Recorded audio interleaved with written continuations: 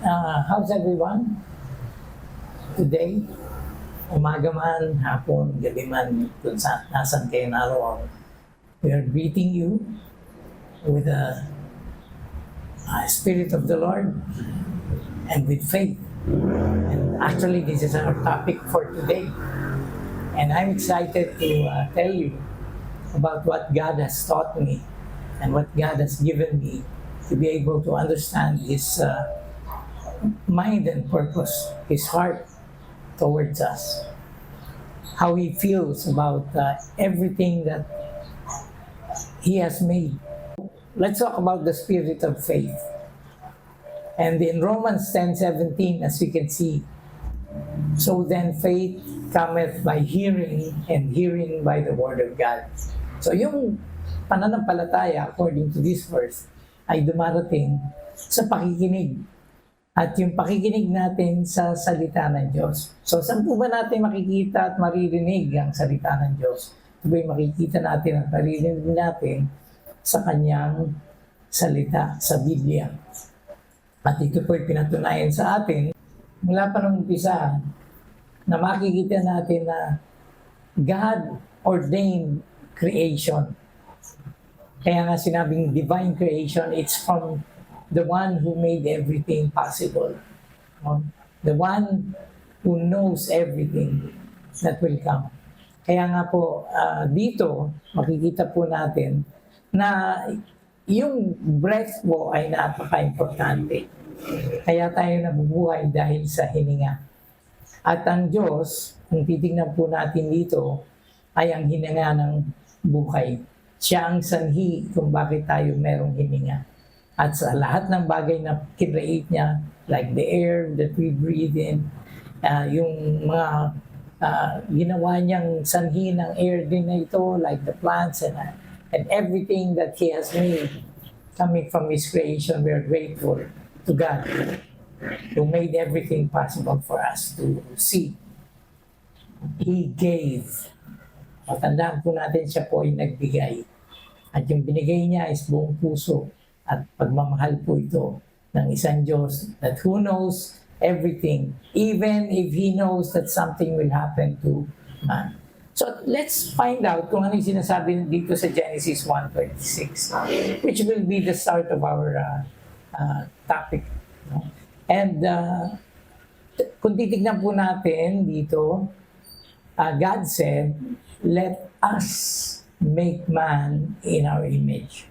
So God, as we will find out later on, bakit us? Okay, after our likeness. Okay? So sa Tagalog po ngayon, likhain natin ang tao ayon sa ating larawan, ayon sa ating wangis. Kaya nga po sabi rito sa Genesis 2:7, then the Lord God formed man of dust.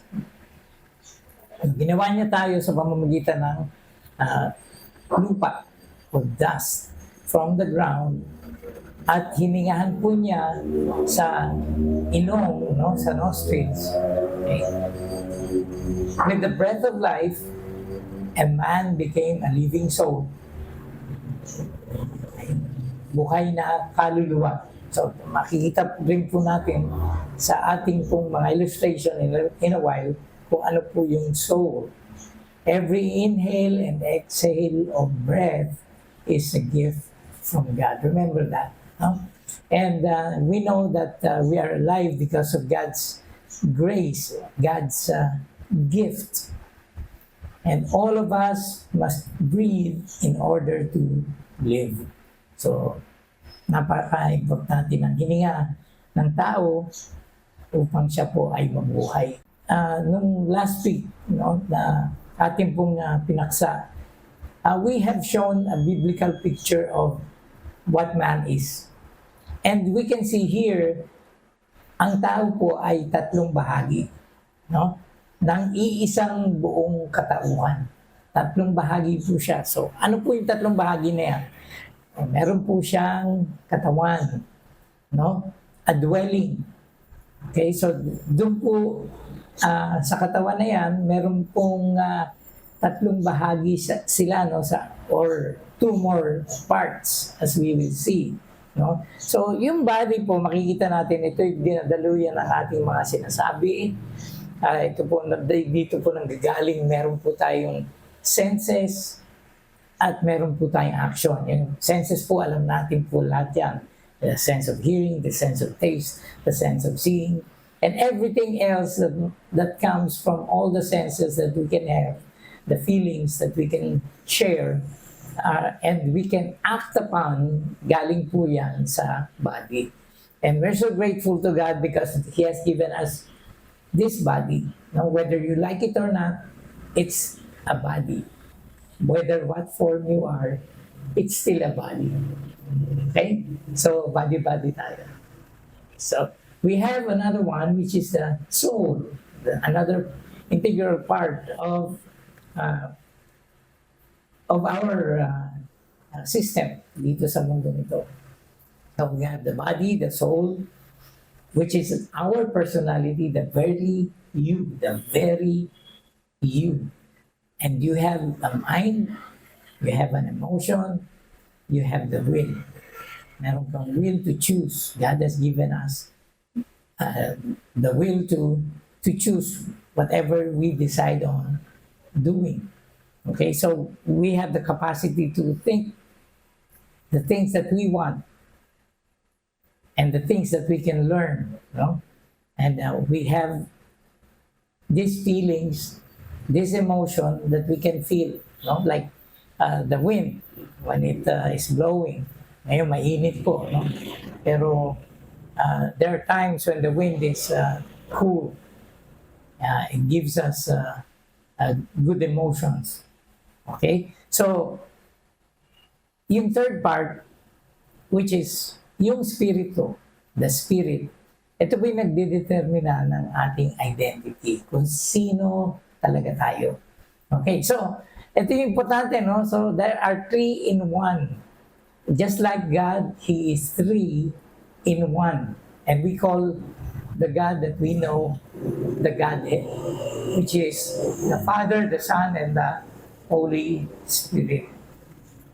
So we have the body, the soul, and the spirit, as we can see in our diagram. So when man sinned, nung nagkasala ang tao, yung Espiritu ng Diyos ay umalis po.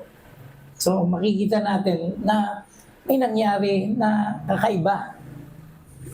At yung paglilisan ng Espiritu ng Diyos sa tao, as we can see, as we will see the picture of what is next, ito po yung body, soul, and spirit, once again, na example, nang umalis ang Espiritu ng Diyos, naging 2/3 na lang ang tao. 2 parte na lang instead of the whole 3. Okay? So, ibig sabihin yung kanyang identity with God left.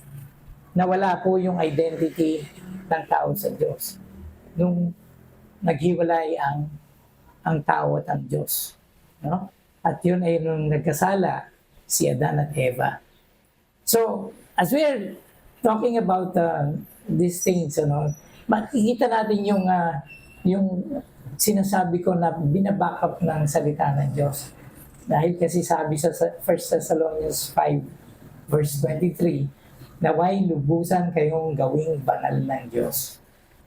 Lubusan kayong gawing banal ng Diyos. So pag sinabi mong gawin, ang Diyos talaga nag-create, So ginagawa niyang sana lubusan kayong gawing banal ng Diyos na siyang nagbibigay ng kapayapaan. So pag sinabi mong sana'y gawin kayong banal, so meron siyang ilalagay sa iyo upang mangyari itong mga bagay nito. Ating pong sisaya sa atin ito. At naway panatilihin niyang walang kapintasan ang buo ninyong katauhan, ang espiritu, kaluluwa, at katawan. So ito po yung sinasabi nating bahagi ng tao. No? Meron siyang espiritu, kaluluwa, at katawan. Teka muna, Kanina tinitignan po natin yung ating explanation. Nag-umpisa pa tayo sa body, soul, and spirit. Maganda pong tingnan natin, ano, pagdating sa salita ng Diyos, bakit po nauuna yung spirito, yung kaluluwa, at yung body? Kasi po, pag tinignan natin itong sa ating sariling paningin, tumitingin tayo sa body at hindi man natin nakikita yung soul, kikita natin yung pag-uugali ng tao at kung anong klase ang kanyang pag-uugaling yan, kung ito ay mula sa Diyos o hiwalay sa Diyos. So dito po makikita po natin yung spirito na tinitingnan ng Diyos una, hindi po siya tumitingin sa kung ano yung itsura mo, kung ano yung kalagayan, no? Ang tinitingnan niya ay yung espiritu mo, yung kaluluwa mo, at yung body. And He's very much interested in looking at your spirit, your soul, and your body, which will come yung mga aksyon na nararapat na gawin ng isang tao. Kaya naway lubusan kayong gawing banal ng Diyos. So, ang Diyos po ang gumagawa niyan. Alam natin yung verse niya sa Philippians 2:13, ano? For it is God who works in you to will and to act according to His good purpose. So, mga kaibigan at mga kapatid, ito pong susunod nating verse will give us yung tuldok, no? Yung period na alam natin na ang Diyos ay tatlong bahagi. No? The Father, the Word, and the Holy Ghost.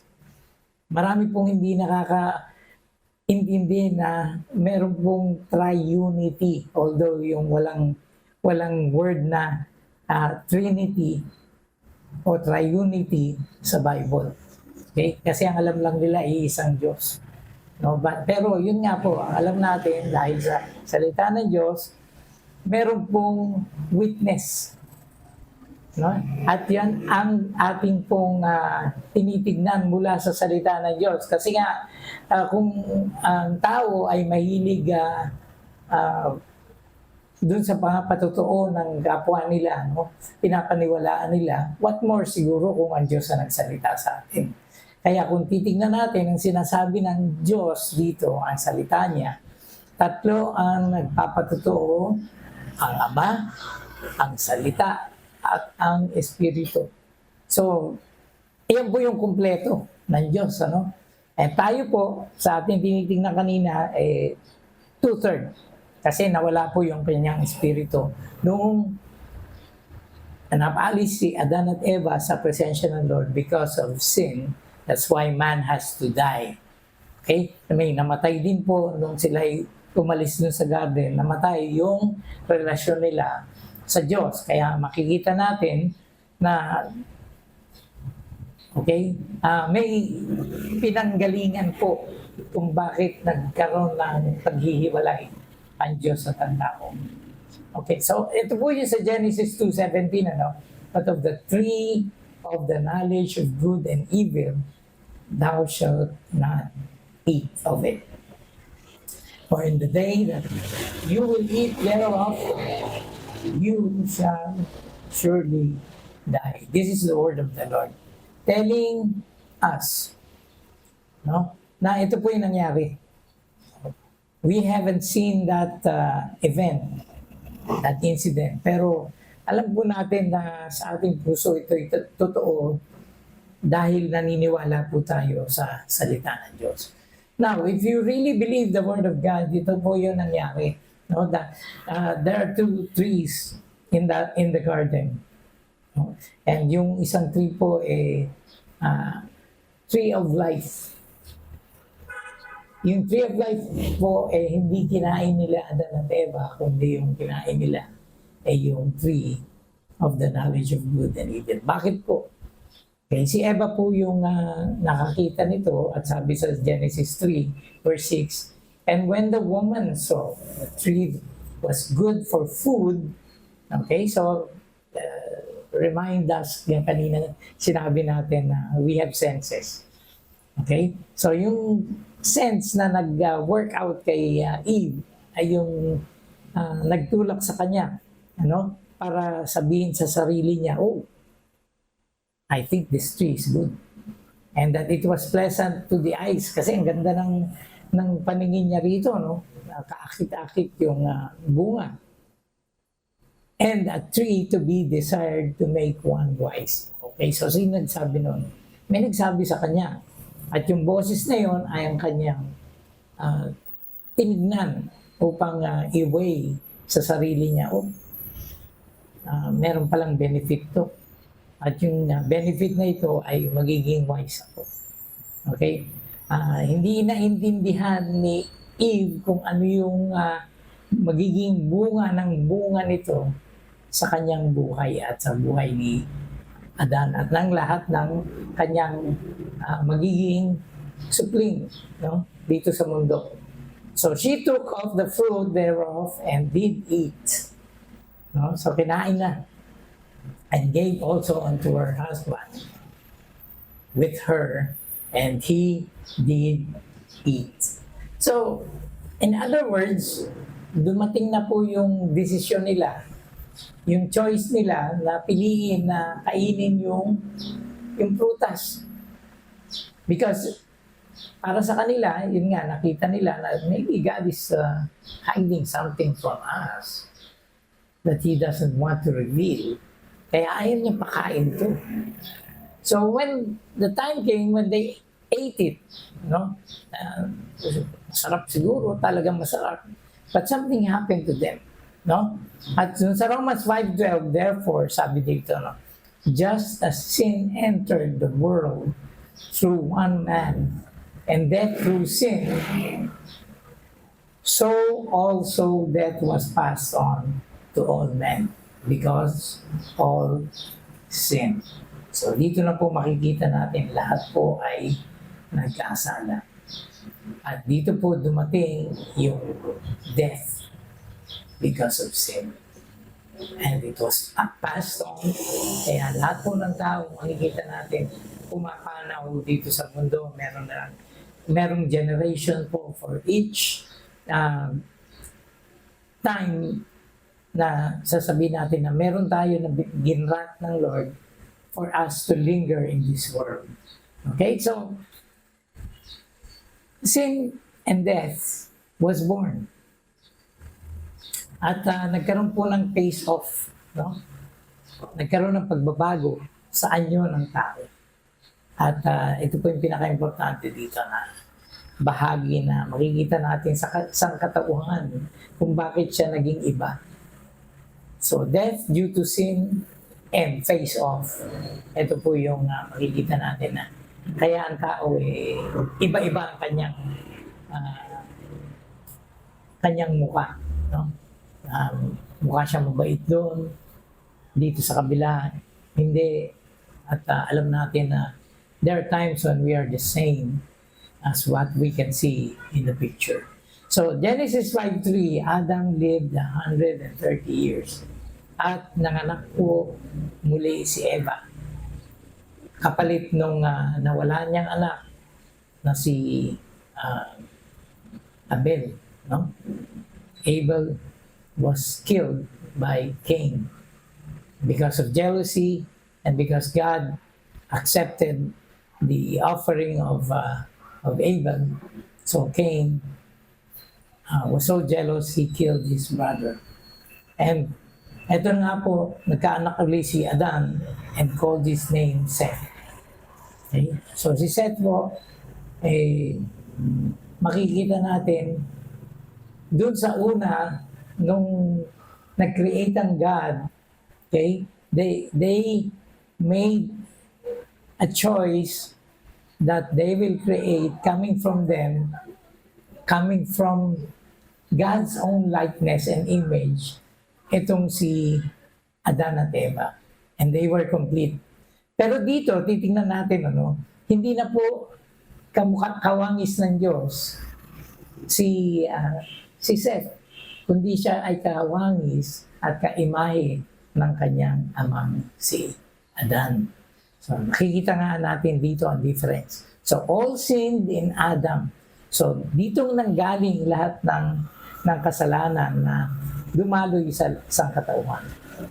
Therefore, as by one man sin entered into the world, and death by sin, and so death passed upon all men. No? For that all have sinned.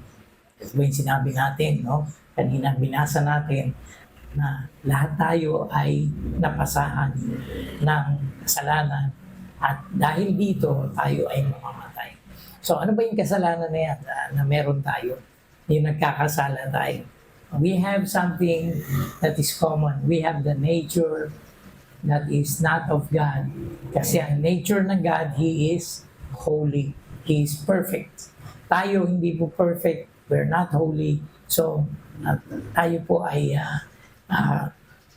dahil sa nagkasala, meron po tayong naturalesang makasalanan. And later on, maybe in our studies, makikita natin na kung bakit meron tayong nature na yan. At sa kaninong nature yan na naging bahagi natin. But let us go to skip dun sa ano. Kasi may plano ang Diyos. Ano? At yung plano niya is to save humankind.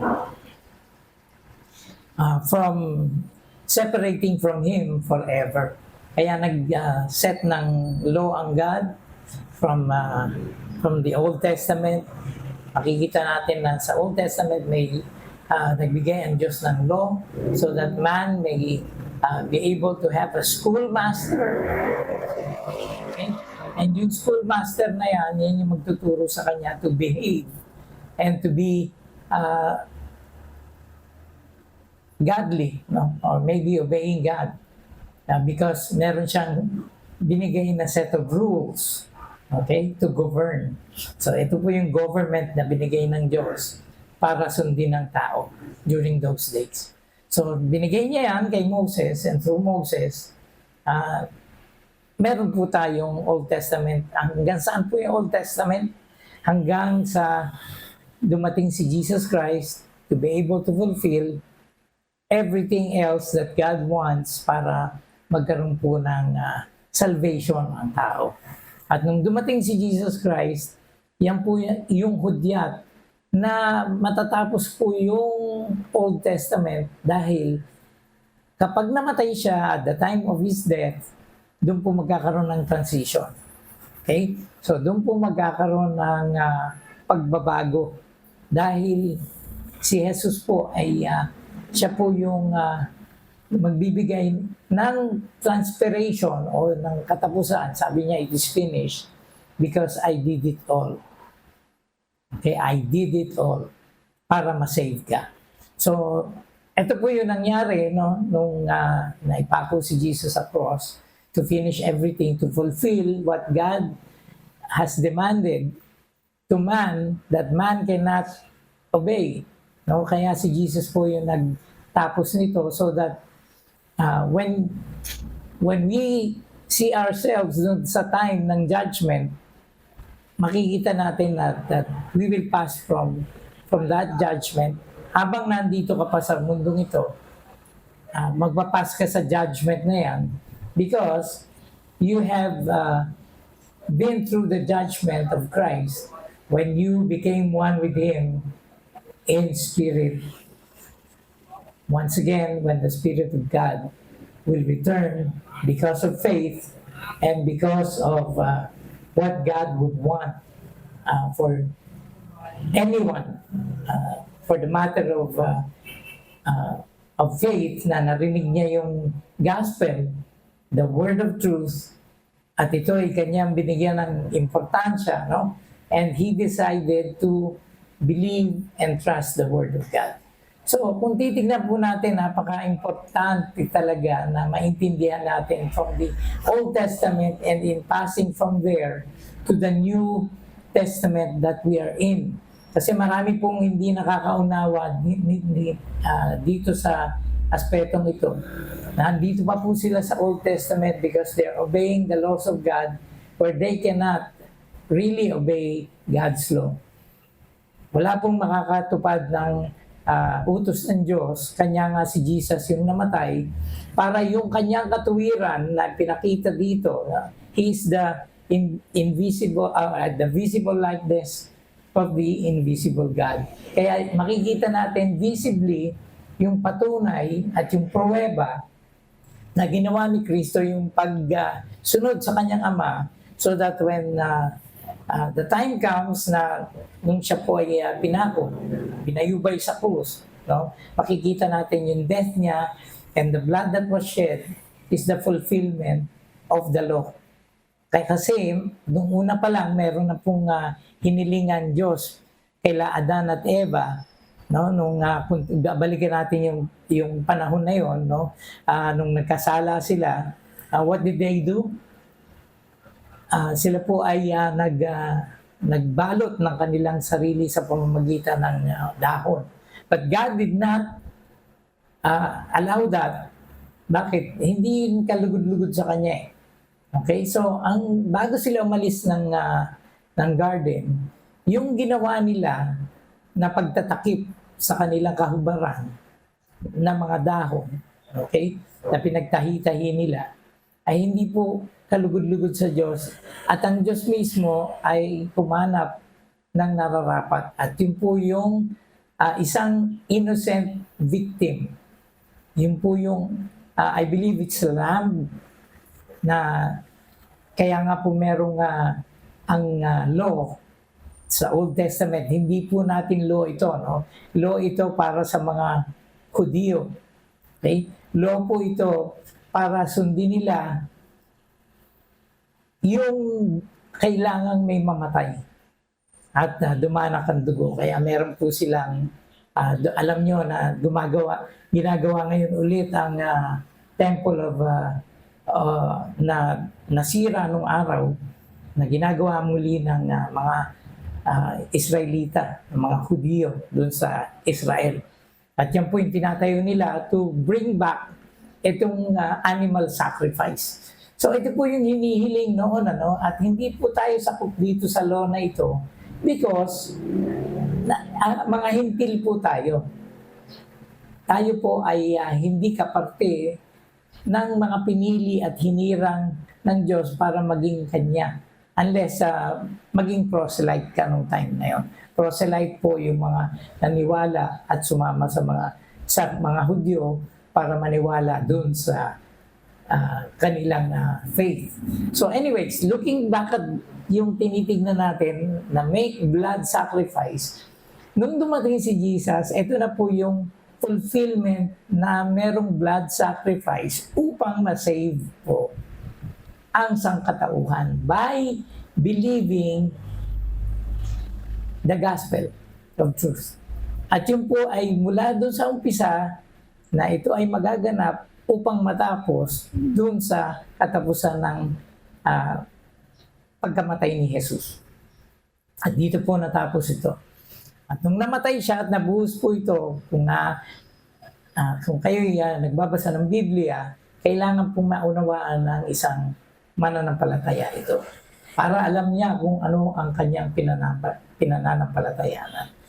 So, mga kaibigan at mga kapatid, ako po nagpapasalamat sa Diyos dahil binigyan po niya tayo ng ganitong kaunawaan upang ma-share natin ito. Ako po yung patotoo ng Diyos para patawarin sa lahat ng aking mga kasalanan. No? Hindi ko po kayang isave ang aking sarili, kaya kailangan ko po si Jesus at ang kanyang dugo upang mapatawad at makalimutan niya lahat ng record of wrongs that I have done habang ako'y nandito pa sa lupa at habang ako'y nagkakasala pa. So, nung last time na explain ko po yan that we have been forgiven by God through His Son Jesus dun sa death penalty sa Kanya dahil kasama niya kung ikaw ay naniwala sa Kanya, ikaw ay merong buhay na pinagkaloob niya sa iyo na panibago na mula sa Kanya. Ito yung transformation. Kaya nga tayo Center for Life Transformation upang maunawaan natin that the transformation that we have is coming from the Almighty and it is true. So, It is the spirit that quickeneth. Ito po yung ano, no? Di po ba kasabi natin kanina, umalis yung espiritu. So yung espiritu yung umalis, ay kailangan bumalik sa isang tao para siya maging kumpletong muli. So dito ba sa buhay na ito, pwede ka maging kumpleto? Yes, exactly. Kasi yun ang nais ng Diyos, kaya niya binigay si Jesus. Para yung, sabi nga niya kung natatandaan nyo, wag mo akong hawakan kasi hindi pa ako pumupunta sa ama, sa aking ama. Sabi ni Jesus kay Mary, dun sa tomb, no? Kung titignan po natin yung senaryo na yun, kailangan bumalik si Jesus upang siya ay umakyat muna si Jesus upang siya bumalik ulit sa pamamagitan ng Espiritu na, hindi na po yung flesh ni Jesus. Para po manirahan sa lahat ng mga makikipag-isa sa Kanya. So lahat po ng nakarinig ng gospel of truth, ng salvation para sila'y maligtas, ito po yung makikipag-isa kay Hesus Kristo. Okay? At yun po yung time na when you believe the message of the gospel of truth, yung salvation po, kung saan ang iyong puso ay bubuksan ng Panginoon. At ikaw naman, dahil narinig mo, tulad na sinabi natin, faith comes from hearing. Yung pananampalataya po ay narinig mo. At yung pananampalatayang sinabi ng Diyos na kailangan mong panampalatayanan, once you decide to receive it, once you choose to believe it, ito po yung pagtanggap. Okay? At nung narinig mo at naunawaan mo yan at alam mong sinasabi yan ng Diyos at hindi nagsisinungaling ang Diyos, ito ay iyong inakap. No? At ito ay napasayo ngayon. So, ang Espiritu ng Diyos, na time that He knows that you believe it, dumating muli sa iyo. Okay? Dahil dati wala kang Espiritu ng Diyos.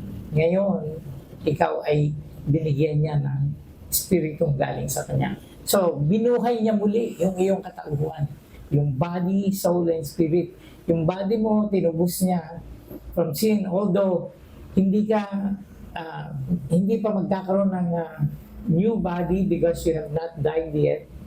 Although you have died together with Christ dun sa pananampalataya, no? Na ikaw ay makasalanan, tinanggap mo siya sa iyong puso at ngayon nasa iyong puso siya at ang Espiritu niya ay nandyan upang ikaw ay bigyan ng panibagong direksyon sa iyong buhay. So, napaka halaga nung ating pong tinignan, no? Ng role of the Spirit in our salvation. Kasi nga, the Spirit that quickeneth, the flesh profiteth nothing. The words that I speak unto you, they are spirit and they are life. So ano po ibig sabihin nito? I want to explain this further. No? Kasi yung Spirit, ang Espiritu po, ang nagbibigay ng buhay according to sa Tagalog. Ano?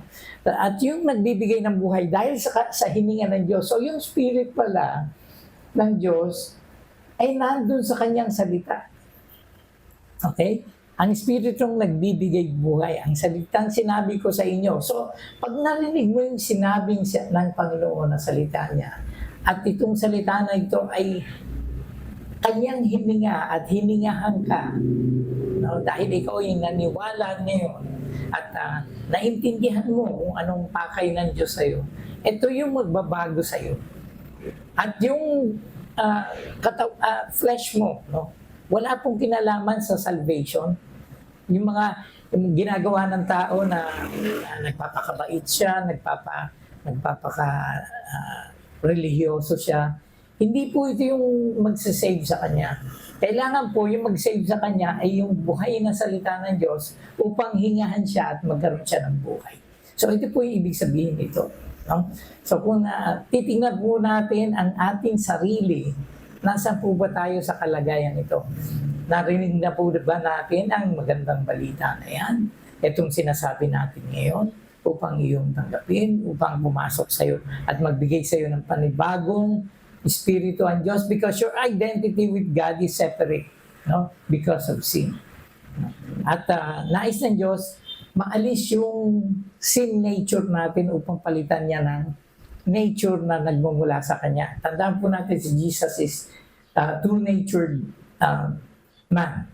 He has the flesh and He has the spirit. Tayo po, isa lang po. No? Kaya nga natin kailangan tanggapin yung hininga ng Diyos muli upang mabuhay ang ating kaluluwa at magkaroon tayo ng Espiritu ng Diyos upang siya gumabay sa ating buhay.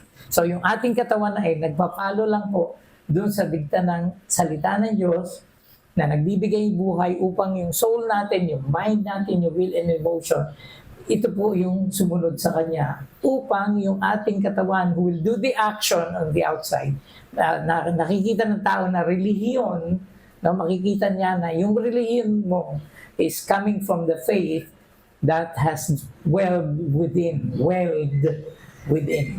Okay? So ito po yung, kung sa ibang banda, ito po yung namimina sa loob ng pusong mula sa Diyos dahil ito ay binigyang buhay ng Diyos, binigyang hininga ng Diyos. Okay, so I guess that's it dun sa ating verse na yun sa John 6:63, ano? So ano, yung spirit of faith na sinasabi po rin sa Corinto, no? We having the same spirit of faith. So ano yung spirit? Di ba yung spirit is the breath? Okay? Spirit of faith is what we have believed that has nandito sa iyo, that has dwelled within you. According as it is written, I believe. So tayo po yan, ano, nananiwala. And this verse is for us who believe and receive the Spirit of God who is within us today. And therefore, have I spoken, we also believe. Okay, so ikaw ngayon na nag-witness, no? At yung mga sinasabihan mo, nagpapatotoo ka, no? Makikita nila na yung buhay mo ay totoo coming from the breath that God has given you. Also, ikaw ay nagsasalita and God is speaking through you. Okay, so napaka-halaga po nitong pananampalatayang ito, no? At ano po ba ang ating inaasahan dito? So, as you can see the picture, no, the spirit of faith. Sa Romans 1:11 and 12, I have prepared this verse, no? For I long to see you so that I may impart to you some spiritual gift to strengthen you. Ano po ibig sabihin yan? No? Si Pablo po ay namimiss niya. And he's longing for those who believe and receive the same spirit. Okay? Kasi kung ikaw sinasabi mong Kristiyano ka, na nag-believe ka, no? And you have the same spirit, hindi ko alam kung ano ang meron ka today that you will, alam niyo, pagpapalit mo yung, naalala ko tuloy si no? Si Esau at saka si pinagpalit niya yung birthright niya just for a bowl of soup. Just for yung makuha niya yung gutom na kinakailangan ng kanyang sikmura. Pinagpalit niya yung birthright niya. So for I long to see you so that I may impart to you some spiritual gift to strengthen you. Alam niyo, marami pong mga Kristiyano,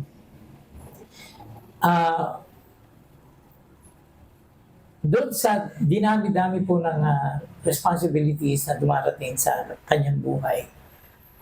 At doon sa rat race na meron tayo ngayon, no? Iba na po kasi ang panahon ngayon. If you will see yung panahon nung nagpunta ko sa ibang bansa, no? sa Bahrain, I can see people nasa rat race. Okay?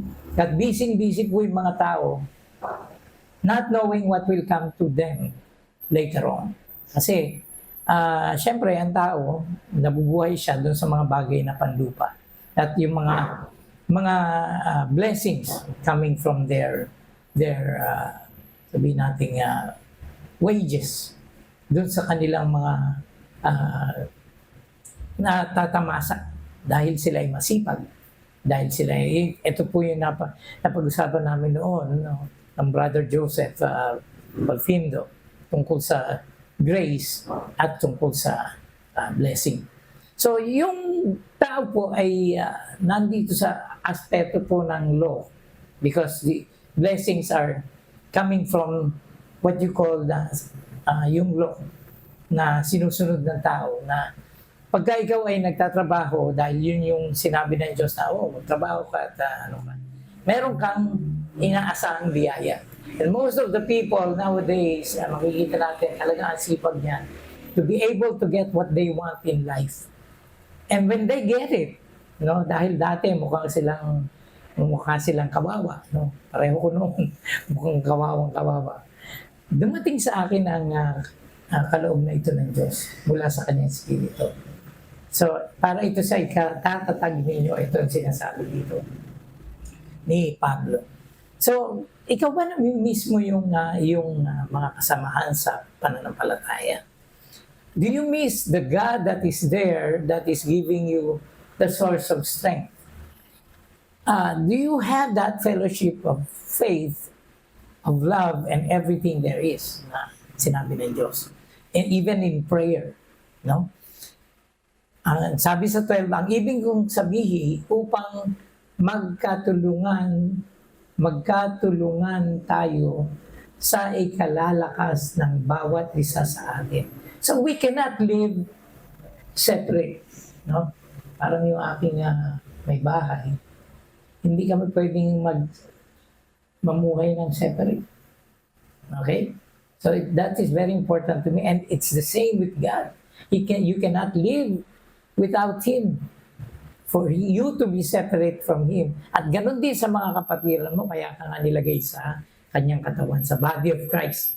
Sa pamamagitan ng ating pananalig sa Diyos. So ito yung package na binigay sa atin ng Diyos, na nilagay kanya sa body so that the body will help you, merong mag-aaruga sa iyo sa iyong spiritual journey with the Lord, because you're the same with them who is looking at God to direct their lives. So, bilang pagtatapos, I'd like for us to see what the Lord wants, coming from the epistle of Paul sa Philippians 4:8. So, bilang pagtatapos, at ito po ang ating last verse. Bilang pagtatapos, mga kapatid, dapat maging laman ng inyong isip. Okay, so binago na ng Diyos yung isipan natin. Dumating na yung bagong life sa atin. Bagong isipan, bagong mga desisyon, okay, new direction in life, at new emotion. Yung tatlong bahagi na yan. So, dapat maging laman ng inyong isip ang mga bagay na karapat, dapat, at kapuri-puri. Kanino? Sa Diyos. At ganun din sa mga kasama mo sa pananampalataya. And even those who are outside, so that they may believe God. Ang mga bagay na totoo, ito ang dapat laman ng isip mo, totoo, no? Hindi yung mga your poker face, because sa harap ng tao, ang ganda mong ang mga sinasabi mo ay magaganda, pero iba po yung nasa likod nito, no? Iba po yun, no? So tayo mga Kristiyano na supposed to be yung mga bagay na totoo galing sa Diyos. Marangal, matuwid, malinis, kaibig-ibig, at kagalang-galang. Ito po yung nais ng Diyos. And I'm praising God because He has given us words for us na bigyan ng halaga. Ito yung values na meron tayo. Na ito yung virtue. Ito yung good report na pwedeng makita sa ating buhay. So ito yung ating isipin, no? Isipin natin yung mga bagay na makalangit na nagmumula sa Diyos, because we will all leave everything behind. You do not know what will transpire to you tomorrow. But yun nga, ano ba yung importante sa'yo today?